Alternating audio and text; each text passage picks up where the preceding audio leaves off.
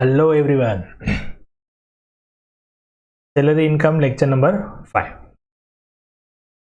Last 4 lecture સુધી આપણે salary ઇન્કમની અંદર સમાવેશ થતી દરેક પ્રોવિઝન્સનો ડિટેલમાં આપણે અભ્યાસ કર્યો, પ્રેક્ટિકલ ક્વેશ્ચન પણ કર્યા, કઈ રીતે આપણે અલાઉન્સીસની કેલ્ક્યુલેશન કરીએ છીએ, કઈ રીતે આપણે પરક્વિઝિટ્સની કેલ્ક્યુલેશન કરીએ છીએ વગેરે ઇમ્પોર્ટન્ટ પોઈન્ટ્સ પણ આપણે ડિસ્કસ કર્યા અને પ્રેક્ટિકલ પણ જોયા. બરાબર છે. ચાલો આજે પણ આપણે એવા જ એક પ્રેક્ટિકલ ક્વેશ્ચન સાથે સેલરી ઇન્કમની અંદર જે પરક્વિઝિટ્સ કે અલાઉન્સીસની કેલ્ક્યુલેશન થતી હોય એના વિશે થોડું ડિટેલમાં જોઈએ. ઓકે, ક્વેશ્ચન નંબર છે આપણો આજે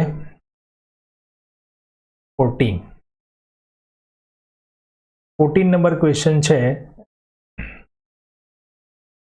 હવે અહીંયા અગત્યની વસ્તુ પહેલાં આપણે એ શીખીએ કે મેં તમને અગાઉના લેક્ચર્સમાં સેલેરીમાં ઇન્ક્લુડ જે છે એનું આખું ફોર્મેટ આપણે જોયું: basic salary, allowances, bonus, commission.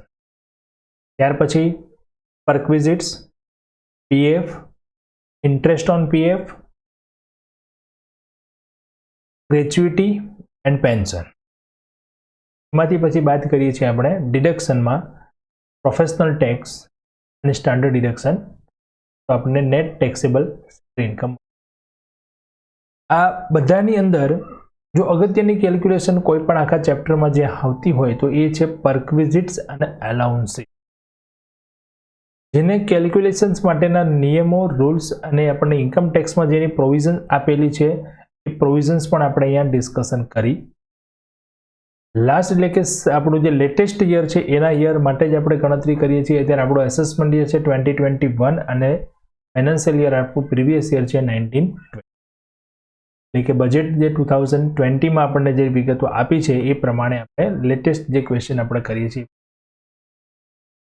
બરાબર છે. તો સૌથી પહેલો ક્વેશ્ચન આજે હું તમને કરાવીશ, જેના અંદર આપણે પરક્વિઝિટ્સની કેલ્ક્યુલેશન કરીશું અને પરક્વિઝિટ્સની વેલ્યુએશન કઈ રીતે કરવી એ આપણે આના અંદર જોઈશું. આખો ક્વેશ્ચન નથી કે જેમાં આપણે કોઈ એક વ્યક્તિની આપણે સેલરી ઇન્કમની કેલ્ક્યુલેશન કરીએ, પણ આજે અલગ અલગ વિગતો જે આપણે અત્યાર સુધી સ્ટડી કરી એ વિગતોનું આખું ટોટલ, એટલે કે જે એમ્પ્લોયને એમાંથી જે વિગતો મળતી હશે એની ઇન્ફોર્મેશન પરથી આપણે એની ટેક્સેબલ વેલ્યુ ફાઇન્ડ કરી અને સ્ટેટમેન્ટમાં લખી તો આપણે ની નેટ ટેક્સેબલ સેલરી નક્કી કરી શકીએ. તો એ પ્રમાણે આજનો આપણો જે ક્વેશ્ચન ફર્સ્ટ છે 14 નંબર, એ ક્વેશ્ચનની અંદર અહીંયા 3 અલગ અલગ પોઈન્ટ્સ આપ્યા છે. ત્રણેય પોઈન્ટની અંદર અલગ અલગ આપણને પરક્વિઝિટ્સ આપેલી છે. એ પરક્વિઝિટ્સની વેલ્યુએશન આપણે અત્યારે જે શીખ્યા, જે નિયમો યાદ રાખ્યા છે એને એપ્લાય કરીને કઈ રીતે આપણે ફાઇન્ડ કરીએ છીએ એના વિશે. ઓકે, તો ક્વેશ્ચન પહેલા જોઈ લઈએ શું છે. મિસ્ટર એક્સ એક સ્પેસિફાઈડ એમ્પ્લોય. હવે આ એક વર્ડ આવ્યો સ્પેસિફાઈડ એમ્પ્લોયી. તો એમ્પ્લોયીના પણ અલગ અલગ ટાઈપ્સ છે અને એની એક ડેફિનેશન આપણે ઇન્કમ ટેક્સ એક્ટમાં આપી છે, જે હું અત્યારે તમને નહીં સમજાવું. અત્યારે કોઈ વસ્તુ આપણે એના વિશે નહીં જોઈએ.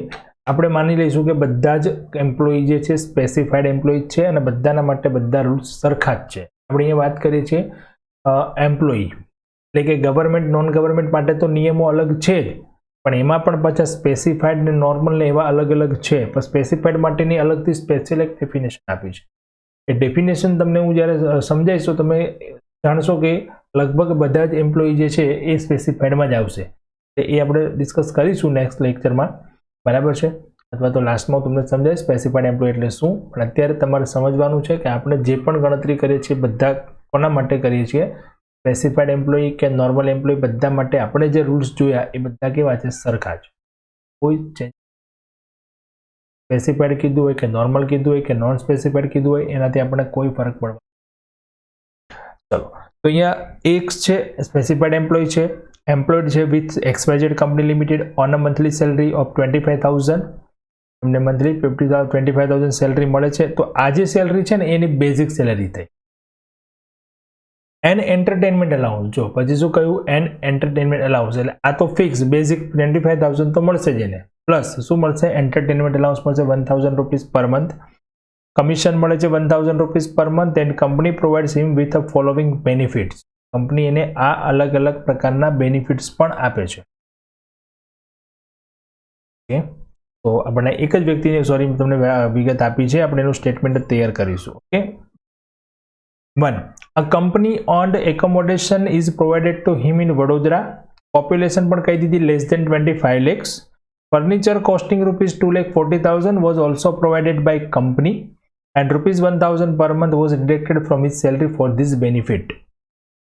મતલબ કંપનીએ એમને રેન્ટ ફ્રી એકોમોડેશનની ફેસિલિટી પ્રોવાઈડ કરી છે, અને ફેસિલિટી કઈ રીતે આપી છે તો વડોદરા સિટીમાં આપી છે, જેની પોપ્યુલેશન લેસ દેન 25 લેક્સ છે, જેમાં ફર્નિચર છે 2,40,000નું, અને કંપની એના સેલરીમાંથી આ ફેસિલિટી માટે રૂપીસ 1,000 પર મંથ ડિડક્ટ કરે છે. મતલબ અહીંયા ફેસિલિટી થઈ પણ કેવી થઈ? Concessional rent facility, rent free accommodation નહીં, ફ્રીમાં નથી આપ્યું મકાન, એમને પગારમાંથી 1,000 રૂપીસ એમના ડિડક્ટ કરવામાં આવે. Then number 2 છે an educational loan of rupees 5 lakh rupees on which it is charged interest 7.55% per annum and the entire loan is outstanding throughout the year. An SBI rate of interest prevailed on 1/4/19 was 10.55% per annum. એમને એક educational loan provide કરી છે કંપનીએ, જેની amount છે, લોનની amount છે 5 lakh rupees, અને રેટ કેટલો છે એનો 7.55%. તો આપણી ફેસિલિટી હતી ફ્રી ઓર કન્સેશનલ રેટ લોન ફેસિલિટી, એટલે કે ઇન્ટરેસ્ટ ફ્રી લોન આપી હોય અથવા તો કન્સેશન મતલબ ઓછા વ્યાજે લોન આપી હોય. એ ફેસિલિટીમાં આપણે શું કરવાનું હતું? પોઈન્ટ યાદ રાખવાનું હતું કે પહેલો પોઈન્ટ એ હતો 20,000થી વધુ રકમની લોન હોય તો જ એ ટેક્સેબલ ફેસિલિટી ગણાશે. બીજો પોઈન્ટ હતો કે જે લોન છે એ લોન જે અમુક સ્પેસિફાઈડ ડાયઝીસ છે ઇન્કમટેક્સ એક્ટની અંદર, એના માટે જો એના ઇલાજ કરવા માટે લોન લીધી હોય તો પછી એ ટેક્સેબલ નથી.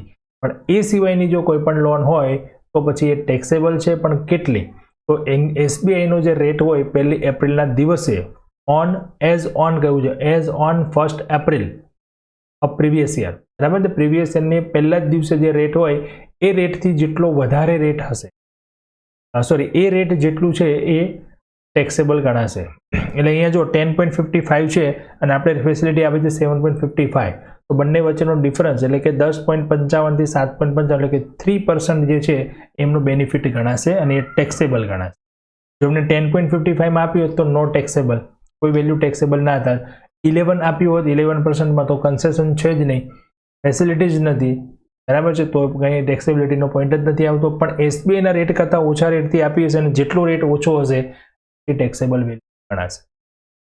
દેન નંબર 3 છે he is allowed to use a motor car 16.5 HP for personal as well as official use. Car આપી છે એમણે, બરાબર છે, પર્સનલ અને ઓફિસ માટે.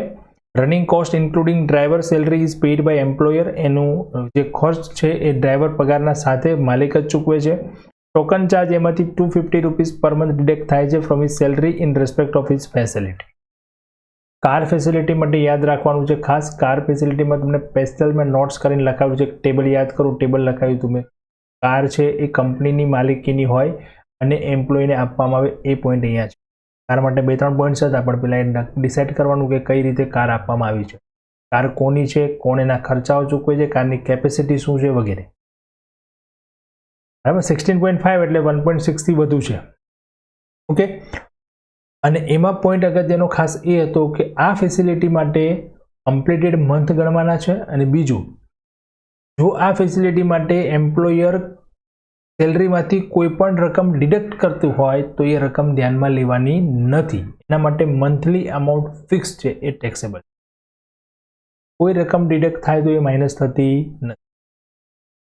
Compute the taxable value of each perquisite provided to Mr. X for assessment year 2021. ખાલી question શું પૂછ્યો છે? Calculate taxable value of each perquisites. આખી એની ટેક્સેબલ સેલરી કેટલી એ નથી પૂછ્યું, ખાલી પરક્વિઝિટ્સની ટેક્સેબલ વેલ્યુ કેટલું એ આપણને પૂછ્યું. તો 3 પરક્વિઝિટ છે અહીંયા, બાકી તો અલાઉન્સીસ ને વગેરે છે. ચલો ગણતરી કરીએ આપણે. ફર્સ્ટ તો અહીંયા આપણે ગણતરી કરવી પડશે BABC સેલરીની, કારણ કે એની જરૂર પડશે અને એ આપણને આપેલી છે. જો બેઝિક હતી 25,000 into 12 એટલે કે 3 લાખ થઈ જશે. પછી એન્ટરટેનમેન્ટ અલાઉન્સ હતું 12,000, 1,000 પર મંથ કહ્યું હતું એટલે કે 12,000 થઈ જશે. કમિશન હતું 1,000 રૂપીસ પર મંથ એટલે કે 12,000 થઈ જશે. ટોટલ BABC સેલરી કેટલી થઈ ગઈ? 3,24,000. ક્લિયર છે? ચલો નેક્સ્ટ હવે number 1, valuation of furnished accommodation. Furniture સાથેની આપણને વિગત આપી હતી, મતલબ અહીંયા જે વેલ્યુ છે એ કેવી છે, સોરી મકાન જે છે એ મકાન કેવું છે, વિથ ફર્નિચર. બરાબર છે, વિથ ફર્નિચર છે એટલે આપણે એની ટેક્સેબલ વેલ્યુ આ પ્રમાણે નક્કી કરી.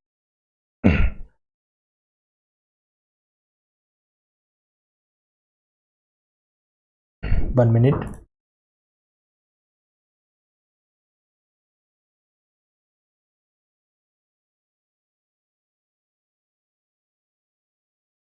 આવી ગયું છે પહેલેથી, હું તમને સમજાવવાનું છે ખાલી મારે. ઓકે, હવે લેસ ધેન પોપ્યુલેશન હતી 25 લાખ, તો કેટલા પર્સન્ટેજ આવશે, 10%. મકાન કંપનીનું પોતાનું છે, મકાનનું ભાડું કંપનીએ ચૂકવ્યું એવી ક્યાંય આપણને કોઈ વિગત આપી નથી, એટલે આપણે માનીશું કે મકાન કંપનીનું પોતાનું છે. બરાબર છે, ઓન્ડ હાઉસ છે એ કંપનીએ આપેલું છે એમ્પ્લોયીને. તો અહીંયા જોઈએ છે તો 10% ઓફ બીએબીસી સેલરી આવશે. બીએબીસી સેલરી આપણે ઉપર ગણેલી છે અને 10% કરીશું 32,400 પ્લસ એમાં કરી દઈશું 10% ઓફ ફર્નિચર. ફર્નિશ્ડ હતું એનું 2,40,000નું ફર્નિચર હતું અને 10% એડ કરીએ એટલે 24,000 એડ થશે, તો 56,400. દેન એમાં જે માઇનસ થાય છે એ રિકવર સેલરીમાંથી થાય છે, એ આપણે કરી દઈશું 1,000 × 12 એટલે કે 12,000 રૂપીસ રિકવર થાય છે, માઇનસ કરીએ તો 44,400 આની ટેક્સેબલ વેલ્યુ ગણાશે. એજ્યુકેશન લોનનો જે બેનિફિટ આપ્યો હતો એમાં એસબીઆઈનો રેટ હતો 1,419, નોટ 1,418. હું કરેક્શન કરી દઉં 1 મિનિટ. 18 નહીં આવે, અહીંયા 19 આવશે. એરર છે થોડી મારી, હું ચેન્જ કરી દઉં છું. રાખો.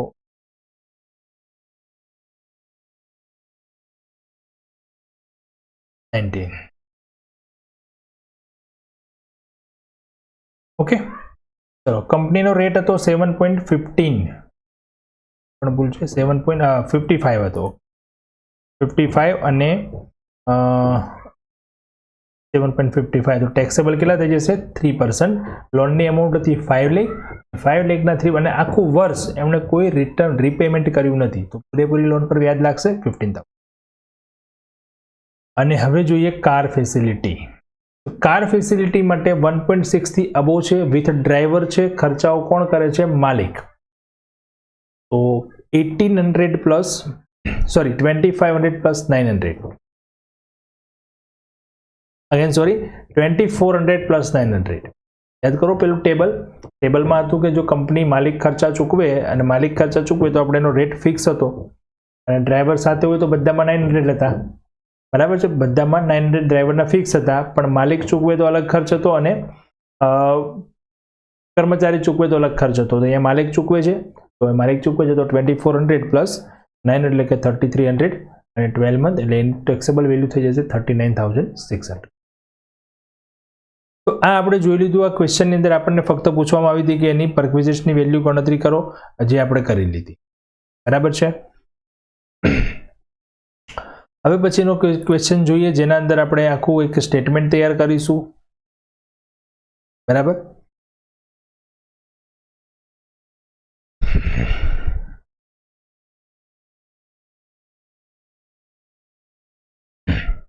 ચલો તો હવે નેક્સ્ટ ક્વેશ્ચન છે આપણો question number 16.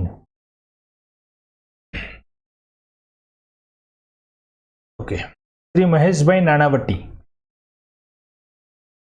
is a managing director of a Mumbai company. From the following details of financial year 1920, compute its taxable salary of assessment year 2021 and investment under section ATC. Investment under section ATC A ડિડક્શનનો part છે. ડિડક્શનની એક section છે 80, એના અંદર આપણને question પૂછે છે, અને ડિડક્શનનું જે ચેપ્ટર છે આપણું સેમિસ્ટર 4 ની અંદર કવર થાય છે. તો સેલરી ઇન્કમની સાથે પહેલાના સિલેબસમાં એવું હતું કે તમને સેલરી ઇન્કમની સાથે એટીસીની ડિડક્શનનો ક્વેશ્ચન પણ પૂછી શકે, પણ હવે એ તમને અહીંયા એટીસીનો ક્વેશ્ચન પૂછવામાં આવતો નથી, એટલે આપણે અહીંયા જસ્ટ સેલરીની ટેક્સેબલ વેલ્યુ નક્કી કરશું. બરાબર છે. એટીસી વાળો જે ક્વેશ્ચન છે એ આપણા માટે અહીંયા જરૂરી નથી. બરાબર છે, એટલે આપણે આ કેન્સલ કરી દઈશું, એની કોઈ રિક્વાયરમેન્ટ અહીંયા એટીસી એ આપણો નેક્સ્ટ પોઈન્ટ છે. નેક્સ્ટ આખું ચેપ્ટર છે ડિડક્શન માટેનું, જેના અંદર આપણે નેક્સ્ટ સેમિસ્ટરની અંદર ભણવાનું. તો અત્યારે જસ્ટ આપણે વાત કરીશું સેલરી ઇન્કમ. ચલો વિગત આપી છે અહીંયા. બેઝિક સેલરી છે 3,50,000, ડિયરનેસ અલાઉન્સ છે 20% ઓફ બેઝિક, અને એમાં સૂચના આપી છે કન્સિડર્ડ ફોર રિટાયરમેન્ટ બેનિફિટ, મતલબ ડીએ છે આપણે રિટાયરમેન્ટ બેનિફિટમાં યુઝ કરવાનું છે. કમિશન છે 1250 પર મંથ, બોનસ છે 10,000 રૂપીસ, હેલ્પર અલાઉન્સ છે, સિટી કોમ્પેન્સેટરી અલાઉન્સ છે, હાઉસ રેન્ટ અલાઉન્સમાં વિગત આપી છે 84,000 યરલી મળ્યું છે, અને એકચ્યુઅલ રેન્ટ પે કર્યું છે 7,000 rupees. House servant salary paid by the employer, માલિકે હાઉસ સર્વન્ટની સેલરી પણ પે કરી છે, તો એ શું થઈ ગયું? Perquisite. Payment made by the employer for free supply of gas electricity provided for personal use, પણ પરક્વિઝિટ. ઓકે, આપણે એક કામ કરીશું. પહેલાં તો જે ક્વેશ્ચન છે ને, ક્વેશ્ચનની અંદર આપણે અહીંયા લખતા જઈશું કે કયા હેડિંગમાં કઈ વિગત આવે છે. તો આપણે જો આ બેઝિક સેલરી ત્યાં આવશે, ડિયરનેસ અલાઉન્સ આવશે એ, કમિશનનો પોઈન્ટ છે સી, બોનસ છે લખી દઈશું બી, અલાઉન્સીસ છે હેલ્પર અલાઉન્સીસમાં લખી દઈશું એ, સિટી કોમ્પેન્સેટરી અલાઉન્સ એમાં પણ લખી દઈશું એ, હાઉસ રેન્ટ અલાઉન્સમાં લખી દઈશું એ, અને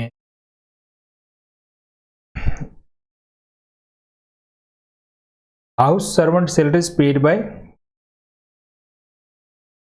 બાય એમ્પ્લોયર, તો એ શું ગણાશે? પરક્વિઝિટ. અહીંયા લખી દઈશું પી. ગેસ ઇલેક્ટ્રિસિટી પણ પરક્વિઝિટ. કન્સેશનલ લંચ ફેસિલિટી એ પણ આવશે પરક્વિઝિટ્સ. અત્યારે જસ્ટ હું અહીંયા બાયફર્કેટ કરું છું, પરક્વિઝિટ કેટલી છે, અલાઉન્સીસ કેટલા છે, શું છે વગેરે, બરાબર. બાકી એનું ફોર્મેટ બનાવતી વખતે આપણે એને ડિસ્કસ કરશું કઈ રીતે એની વેલ્યુ થાય છે. એમ્પ્લોયર્સ પ્રોવાઇડેડ કાર છે, તો એ પણ શું ગણાશે? Perquisite. Company's contribution to recognised provident fund, તો એ વિગત ગણાશે આપણા માટે અહીંયા પીએફની. ઇન્ટરેસ્ટ પણ શું ગણાશે? PF. Interest credited to professional tax, તો એ શું આવશે? ડિડક્શન. એન્ડ હિઝ ઇન્વેસ્ટમેન્ટ, તો એ આપણા માટે અહીંયા ઇરરિલેવન્ટ છે, કારણ કે ઇન્વેસ્ટમેન્ટ વાળો પોઈન્ટ આપણે અહીંયા કાઢી નાખ્યો છે સેક્શન 80C. આપણે જસ્ટ શું કરીએ છીએ અહીંયા? Computed taxable salary of assessment year 2020. Okay, ચલો તો સ્ટાર્ટ કરીએ. આપણે આ પ્રમાણે પહેલાં તો શું કરીશું, જે વિગત આપી છે એમાંથી આપણા ફોર્મેટ પ્રમાણે, અને આપણું ફોર્મેટ શું છે? તો ફોર્મેટ પ્રમાણે પહેલું છે આપણું બેઝિક સેલરી, પછી છે બીજું એલાઉન્સીસ, પછી છે બોનસ, પછી છે કમિશન, BABC, બરાબર છે. પછી શું આવે છે આપણા ફોર્મેટમાં આગળ? પરક્વિઝિટ મતલબ પી, પછી આવે છે પીએફ, અને પછી આવે છે ડિડક્શન. આ પ્રમાણે આપણે વર્ડ પહેલા લખી દઈશું, બરાબર છે. ઓકે છે, કમ્પ્લીટ. તો આ ક્વેશ્ચનની અંદર આપણે જોઈ લીધું અહીંયા કે આ પ્રમાણે આપણે અહીંયા વાત કરીશું. પહેલાં તો અલગ અલગ બધી સૂચના આપી છે એ પ્રમાણે આપણે વેચી દઈશું વિગતને, કઈ વિગત ક્યાં ક્યાં સમાવેશ થાય છે તે.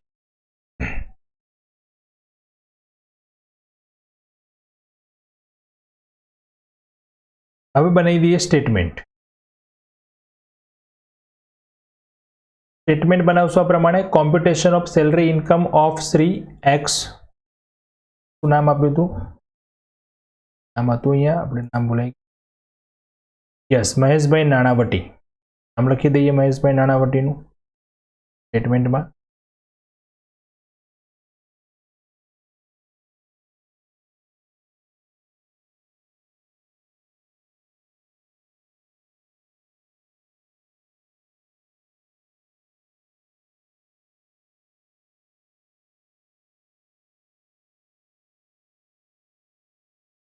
Okay, computation of taxable salary of Shri Maheshbhai Nanavati. Previous year 1920, assessment year 2021. Format આપણું આ પ્રમાણે બનશે, પર્ટિક્યુલર એન્ડ. ચલો સ્ટાર્ટ કરીએ. સૌથી પહેલું શું આવશે? બેઝિક સેલરી જે આપેલી હતી આપણને સીધી 3,50,000 ડાયરેક્ટ લખી દેવાની છે, 3,50,000 બેઝિક સેલરી. દેન આપણો પોઈન્ટ છે અલાઉન્સીસ, બરાબર છે. અહીંયા રકમમાં ધ્યાન આપજો ખાસ, કઈ રીતે આપણે ક્યાંથી કઈ વિગત લઈએ છીએ. બેઝિક સેલરી ડાયરેક્ટ આપી હતી, સીધું લખી દીધું. હવે એલાઉન્સીસ જ્યાં જ્યાં મેં અહીંયા એ લખ્યો છે એ બધાનો સમાવેશ હવે એલાઉન્સીસમાં કરી દઈશું. અહીંયા allowances DRS allowance, helper allowance, CCA and HRA, તો બધા લખતા જઈશું. એલાઉન્સીસના આપણે જે પણ આ ટેક્સેબલ છે એ પ્રમાણે ડીઆરએસ અલાઉન્સ કેવું છે? પૂરેપૂરું ટેક્સેબલ. એમાં ભલે 20% અલગથી આપ્યું છે, પણ એ 20% શું કીધું છે?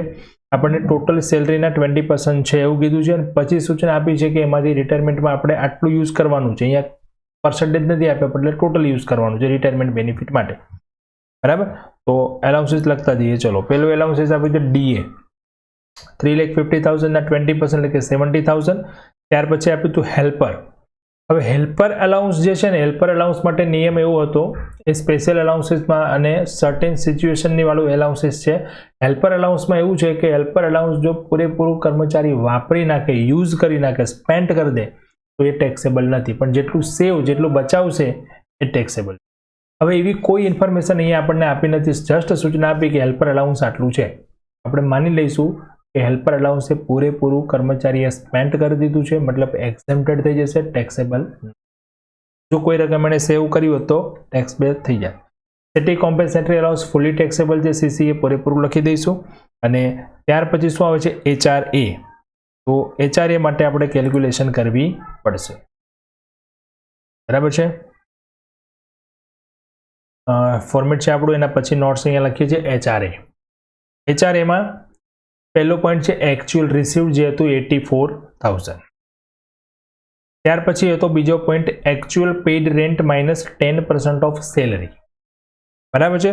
ત્રણ અમાઉન્ટ આપણે ગણવાની છે, એમાંથી જે ઓછામાં ઓછી રકમ હશે એ શું થશે? એક્ઝેમ્પ્ટેડ. બાકી ઉપરની રકમ થઈ જશે ટેક્સેબલ. તો સેલરી કેટલી અહીંયા? તો એચઆરએની કેલ્ક્યુલેશન માટે સેલરી મતલબ શું હતો? Basic salary plus commission plus DA if. DA if મતલબ જો ડીએ રિટાયરમેન્ટમાં યુઝ કરવાનું હોય તો અહીંયા સેલરી મતલબ થશે 3,50,000 પ્લસ 70,000. ડીએ આવશે અહીંયા પ્લસ કરીશું ડીએ 420. સોરી કમિશન નહીં, 420. કમિશનમાં યાદ રાખજો સર્ટેન પર્સન્ટેજ કમિશન આપેલું હોય ને, તો અહીંયા કમિશન છે યાદ રાખજો. એ પણ અહીંયા કમિશન છે, પણ કમિશન કેવું કીધું છે? 1,250 પર મંથ, પર્સન્ટેજ નથી. અમુક પર્સન્ટેજ કીધા હોત ને કે સેલ્સના આટલા પર્સન્ટેજ, તો આપણે અહીંયા યુઝ કરવાનું હતું, બરાબર છે. એટલે એચઆરએમાં તમે જે સેલરી ગણો છો એ સેલરીનો મતલબ શું થાય છે? Basic plus percentage plus DA if. આવી એક ફોર્મ્યુલા આપણે લખી બનાવી દઈશું, બરાબર છે. Basic plus DA plus percentage. DA if, if મતલબ જો રિટાયરમેન્ટમાં યુઝ થતું હોય તો. હવે અહીંયા કમિશન છે એ પર્સન્ટેજ વાઇઝ નથી એટલે નહીં આવે. ડીએ છે રિટાયરમેન્ટમાં યુઝ થાય છે તો આવશે. તો ટોટલ સેલરી થઈ જશે આપણી 4,20,000. રેન્ટ પે કર્યું હતું 7,000 અને 20 મંથ કરીએ તો 84 અને 42,000. 4,20,000 ના 10% આવશે, 4,20,000 ના 20% થશે, 42,000 ત્યાં લખી દીધું છે મેં.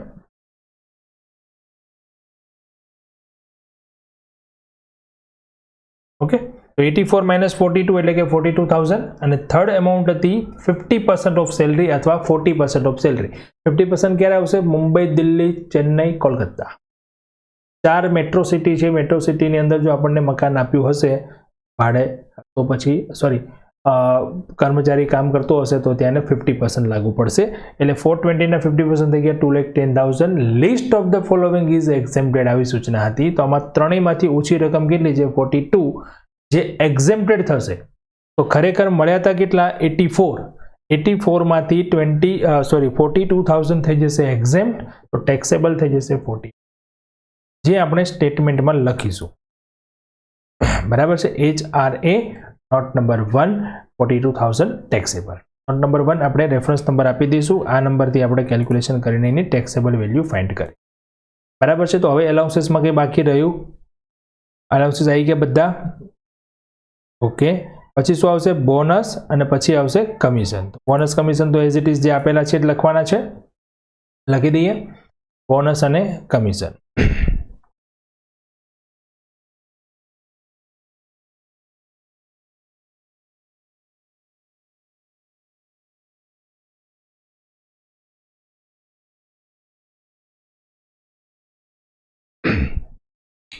બોનસ આપ્યું છે આપણને 10,000 અને કમિશન હતું 1250 ઇન્ટુ 12 એટલે કે 15,000. ચલો હવે પછી બાકી રહી બધી પરક્વિઝિટ્સ. તો પરક્વિઝિટ્સ માટે ફર્સ્ટ કઈ પરક્વિઝિટ્સ આવશે ચેક કરીએ તો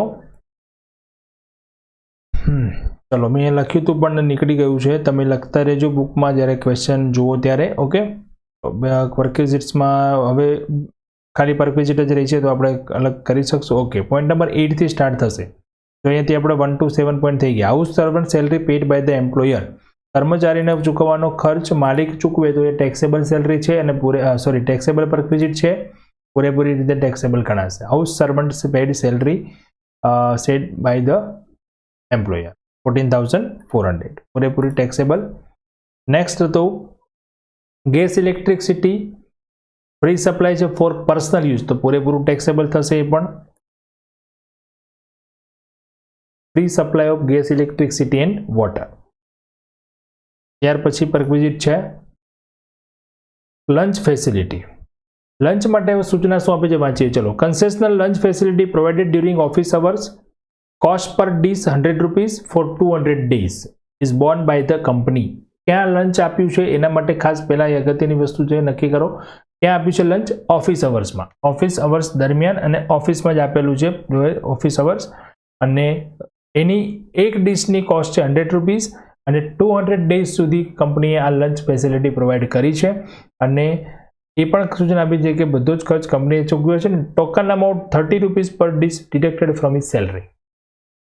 ટેક્સેબલી પહેલાં તો કેલ્ક્યુલેશન કરી લઈએ. લંચ ફેસિલિટી કેટલી taxable? Note number 2, lunch facility. સૌથી પહેલાં તો લખો કોસ્ટ બાય એમ્પ્લોયર. એમ્પ્લોયરની કોસ્ટ થઈ ગઈ 200 ડીશ અને ₹100 પર ડીશ. માઇનસ એમાંથી એક્ઝેમ્પ્ટ કેટલા છે? ₹50 પર ડીશ માઇનસ થઈ જશે. અને પછી એમાંથી માઇનસ થશે ડિડક્ટ ફ્રોમ સેલરી અથવા રિકવર ફ્રોમ સેલરી ₹30. તો ₹4,000 આ ફેસિલિટીની અમાઉન્ટ ટેક્સેબલ ગણાશે. નિયમ હતો લંચ ફેસિલિટી ₹50 સુધી પર લંચ એક્ઝેમ્પ્ટ છે. તો લંચ ફેસિલિટી અહીંયા નોટ નંબર 2 લખીશું 4,000. બરાબર છે. ચલો નેક્સ્ટ પોઈન્ટ જોઈએ આગળ. Number 11 car size with driver અને all expenses and maintenance are borne by the employee and the car is for office and private use and has 1.4 cc engine. Engine capacity કેવી છે? Up to 1.6 થી ઓછી છે. Car કોની છે? માલિકની છે. ખર્ચા પણ કોણ ચૂકવે છે? માલિક. યુઝ ક્યાં કરવામાં આવે છે? બંને જગ્યાએ. આપણું પેલું ફોર્મેટ આવશે 3rd નંબરનું જે હતું એ કેટલા આવશે? એમાં આપણે એમ્પ્લોય ખર્ચ કરે તો અલગ હતું, એમ્પ્લોયર ખર્ચ કરે તો અલગ હતું. 1,800 પ્લસ 900 એટલે કે ₹2,700 પર મંથ.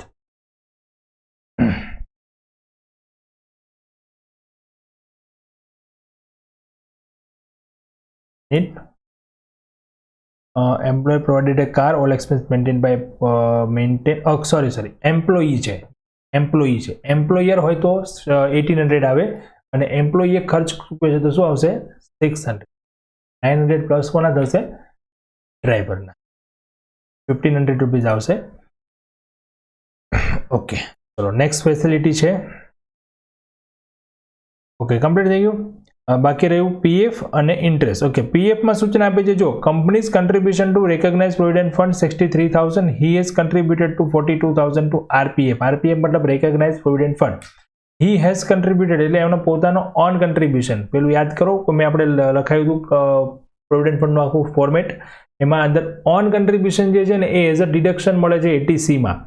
આપણે સેલરી ઇન્કમમાં ક્યાંય એને ટેક્સેબલ ગણતા નથી, બટ માલિકનો કન્ટ્રીબ્યુશન જે હોય એ છે. અને એમાં બી પાછો કયો પીએફ હોવો જોઈએ? રેકોગ્નાઇઝ પીએફ હોવો જોઈએ. સ્ટેચ્યુટરી પીએફ હોય તો નહીં. રેકોગ્નાઇઝ પ્રોવિડન્ટ ફંડ હોય તો એના માટે શું છે? Up to 12% એક્ઝેમ્પ્ટ. 12% થી વધુ હશે તો એ ટેક્સેબલ છે. અને અહીંયા કેટલા પર્સન્ટેજ આપણને કહ્યું છે? પર્સન્ટેજ નથી કીધા, અમાઉન્ટ આપી છે 63,000. તો આપણે ગણતરી કરવી પડશે કે 12% થી વધુ છે કે 12% થી ઓછું છે. જો 12% થી ઓછું હશે તો ટેક્સેબલ નહીં થાય, પણ 12% થી વધારે હશે તો એટલે ટેક્સેબલ થશે. Number 3, company's contribution to RPF. Total contribution છે કંપનીનો 63,000 માઇનસ 12% ઓફ સેલરી. અને અહીંયા પણ સેલરી કઈ લેવાની આપણે? Basic plus DA. ડીએ કયું? રિટાયરમેન્ટ બેનિફિટમાં યુઝ કરીએ છીએ 100.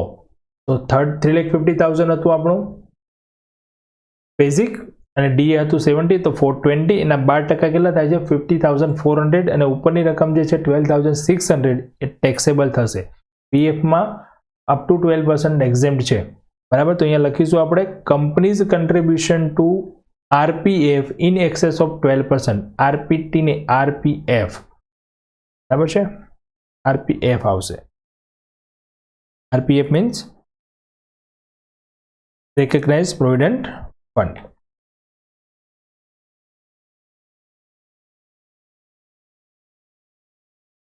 બરાબર. એના પછી interest credited to RPF. Interest કેટલું જમા થયું છે એ પણ આપણે ગણતરી કરવી પડશે. ઇન્ટરેસ્ટ આપ્યું હતું આપણને અહીંયા જુઓ તો 10.5% અને ઇન્ટરેસ્ટની અમાઉન્ટ પણ હતી 23,100. ગણતરી કરીએ એની.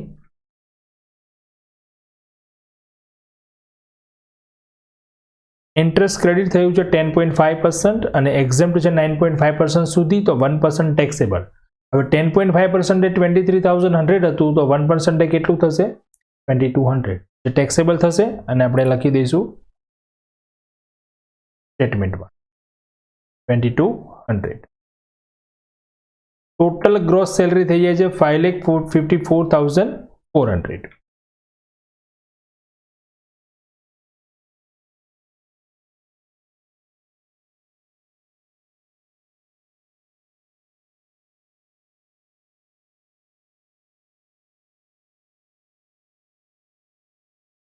ચલો હવે એમાંથી બાદ થઈ જશે ડિડક્શનમાં તો સ્ટાન્ડર્ડ ડિડક્શન. અહીંયા ક્યાંય આપણને બીજી કોઈ સૂચના આપી નથી, એને એન્ટરટેનમેન્ટ એલાઉન્સ કે વગેરે કંઈ આપ્યું નથી.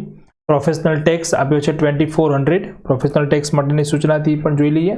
પ્રોફેશનલ ટેક્સ અહીંયા આપ્યો તો સૂચના આપણને ડિડક્શન તરીકે